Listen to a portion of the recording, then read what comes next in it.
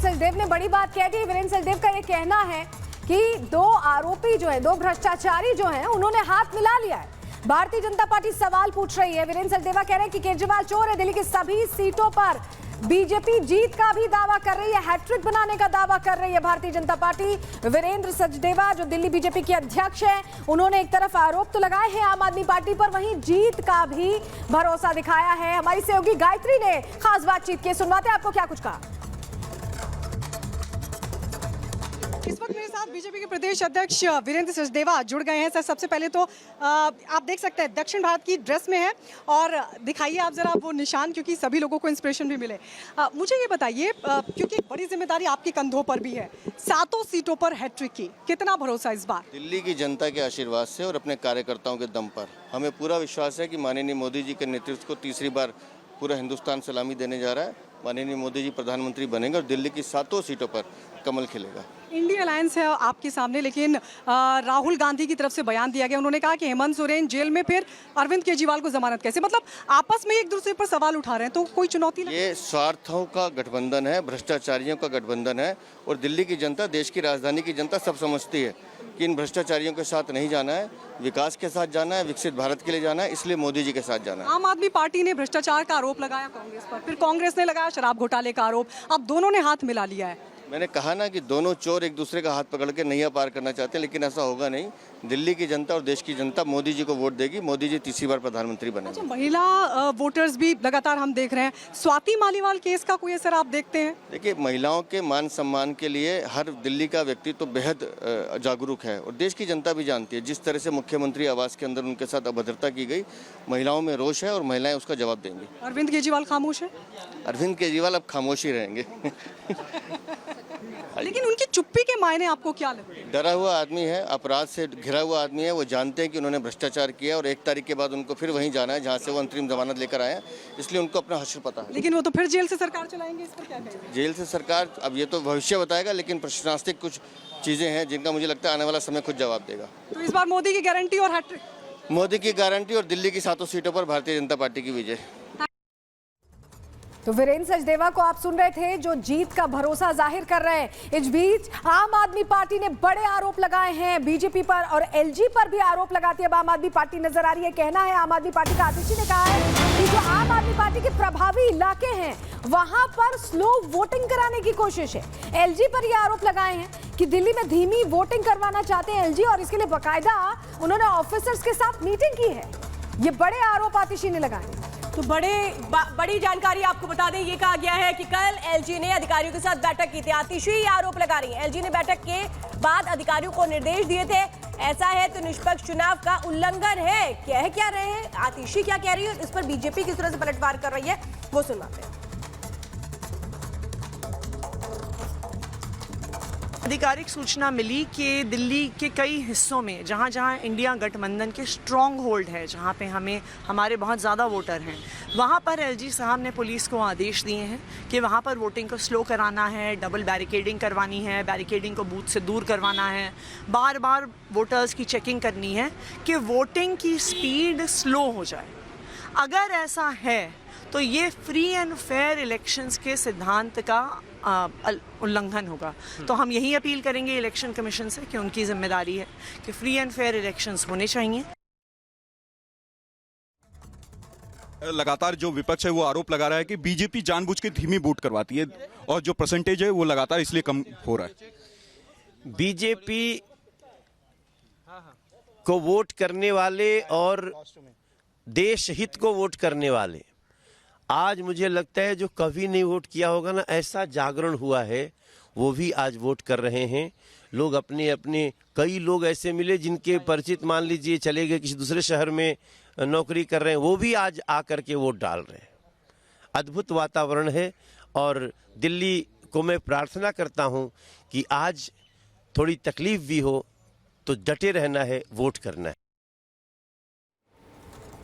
देखिए, इस वक्त आप सुन रहे थे जो ये आरोप लगाए गए हैं आतिशी की ओर से, इस पर मनोज तिवारी क्या कुछ कह रहे हैं। मनोज तिवारी जो खुद भी उम्मीदवार हैं, जो 7 सीटें हैं दिल्ली की, उसमें बीजेपी के उम्मीदवार हैं उन 1 सीट से, और इस वक्त आपको बता दें कि बांसुरी स्वराज ने भी अपना वोट कास्ट किया है। विकसित भारत के लिए वोट करिए। बांसुरी स्वराज जो नई दिल्ली सीट से चुनावी मैदान में है, रिपब्लिक भारत से खास बातचीत भी की। बांसुरी स्वराज ने विकसित भारत के लिए वोट करेगी जनता, वो ये कह रहे हैं अब की बार 400 पार। तो रिपब्लिक भारत ने खास बातचीत भी की। बांसुरी स्वराज से जो वोट डालने के बाद स्याही वाली उंगली दिखाती हुई भी नजर आई। क्या कहा, क्या कुछ उन्होंने वोट कास्ट करने के बाद बोला है, उनसे खास बातचीत की हमारे सहयोगी हिमानी ने।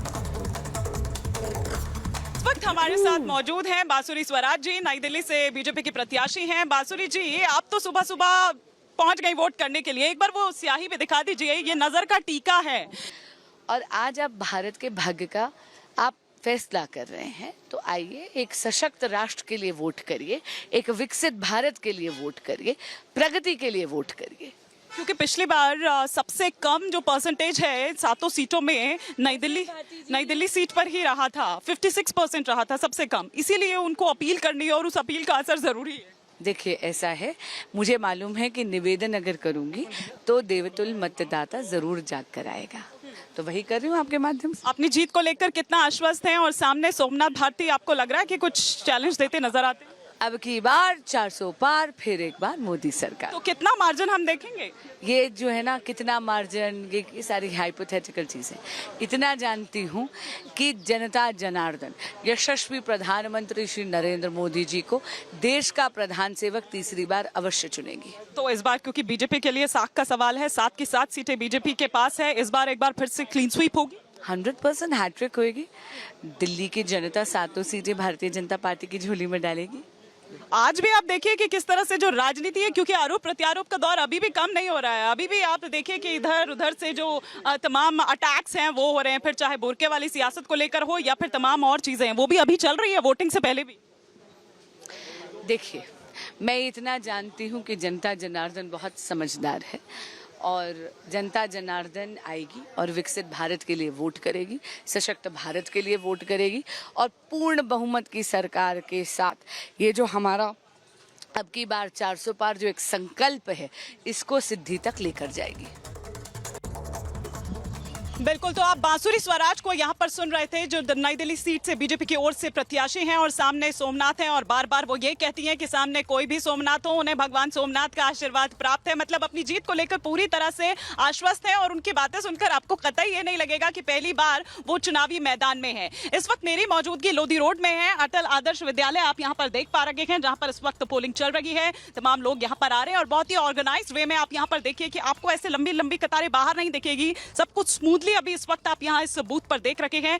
तमाम वो इंस्ट्रक्शंस जो हैं वो यहाँ पर लगाई गई हैं, जो इंस्ट्रक्शंस जो यहाँ पर वोटर्स आ रहे हैं उनको फॉलो करनी है। लोग आ रहे हैं, अपना वोट यहाँ से वो अंदर जा रहे हैं, पर्ची वगैरह के लिए बाहर ही पूरा इंतजाम किया गया है। कुछ लोग हमारे साथ हैं, हम उनसे बात करने की यहाँ पर कोशिश करते हैं। सर, आपने अपना वोट दे दिया? बिल्कुल दे दिया। अच्छा, ये स्याही लगी उंगली एक बार पंकज दिखा दीजिए। और क्या मुद्दे, क्योंकि देखिए जो दिल्ली की जनता है, जब बात विधानसभा चुनावों की आती है तब अलग सोच के साथ वोट करने के लिए पहुंचता है, जब बात लोकसभा चुनाव की आती है तो बिल्कुल मतलब बड़ी जल्दी स्विच करता है। अब इस चुनाव में क्या मुद्दे? बिल्कुल, देश की सुरक्षा बहुत ही मायने रखती है और सुरक्षित हाथों में हो, ये बहुत मायने रखती है। सभी लोग ऑलमोस्ट हमारे जितने भी पड़ोसी हैं सभी लोग इसी मुद्दे को लेकर चल रहे हैं आगे और रहेगा ही रहेगा। लेकिन क्या कारण है कि जो नई दिल्ली के लोग हैं वो थोड़ा सुस्त रहते हैं? मतलब यहाँ अभी इस बूथ पर तो मैं कहूँ तो नहीं दिख रहा है, लेकिन वोटिंग परसेंटेज बहुत कम होता है। नहीं, सुस्त नहीं है, चुस्त हैं अंदर से। हाँ, नहीं, बढ़िया वोट चल रहा है, बहुत अच्छा है, व्यवस्था बहुत अच्छी है, गवर्नमेंट की बहुत अच्छी है, खास करके मीडिया भी बहुत अलर्ट है, जिसके वजह से भी लोग काफ़ी वोट अच्छा दे रहे हैं, कहीं कोई दिक्कत नहीं है और अच्छी इंतजाम है। देखिए, मैं तो वाइफ का इंतजार कर रहा हूँ कि वोट देके आएँ और वो एक बाइट आपके साथ दें, वो शेयर करें। बिल्कुल, हमें इंतजार रहेगा क्योंकि महिलाएं तो देखिए सबसे जरूरी को एक है ना कि की वोटर, कोर वोटर, और सभी दलों के अगर आप मैनिफेस्टो में भी देखिए तो उनके एजेंडे में महिलाएं ही होती हैं, उन्हीं को देखकर, उन्हीं को ध्यान में रखकर जो तमाम योजनाएं हैं वो चलती है। लेकिन वहीं दूसरी तरफ सर, अगर मैं आप ही से बात करूं, तब तक कई और लोग आ रहे हैं यहाँ पर कि लेकिन उसी जगह पर महिला का अपमान होता है तो वहां पर चुप्पी होती है। क्या इस चीज को भी ध्यान में रखते हैं? जो ये राजनीति होती है, लोग, आम जनता किस तरह से देखते हैं इन मुद्दों को? नो, ऐसा नहीं है। वो ड्यू टू लॉ का जो कॉम्प्लिकेशन है, लीगल कॉम्प्लिकेशन, कोई बंदा इंडल्ज नहीं होना चाहता है अदरवाइज।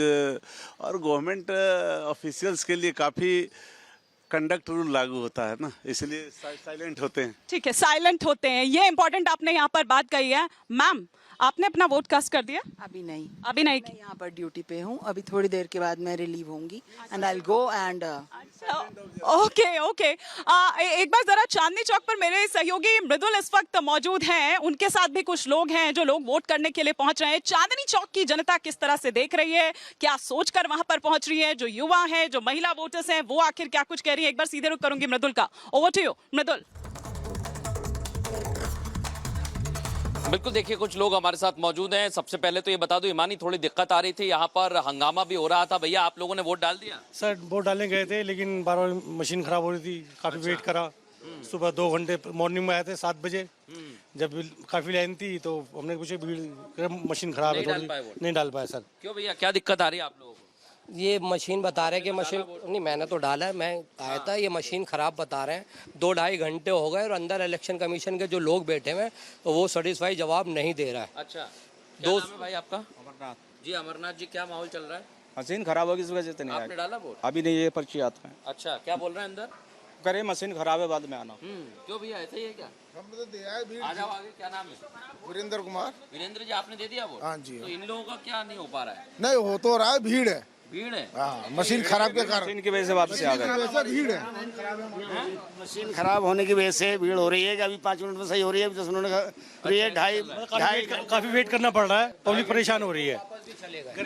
कई लोग गर्मी की वजह से वापस भी चले गए। 2-2.5 घंटे हो गए लोगों को यहाँ लाइन में लगे हुए, लोग अपने घर वापस भी चले गए। तो ये यहाँ पर दिक्कत आ रही है। और इसी बीच आपको एक बड़ी खबर मैं जम्मू कश्मीर से भी बताना चाह रहा हूँ, जहाँ महबूबा मुफ्ती ने भी गंभीर आरोप लगा दिए हैं। और महबूबा मुफ्ती ने भी यही आरोप लगाए हैं कि पोलिंग एजेंट को भगा दिया गया है, वहां से उनको बाहर निकाल दिया गया है। ऐसे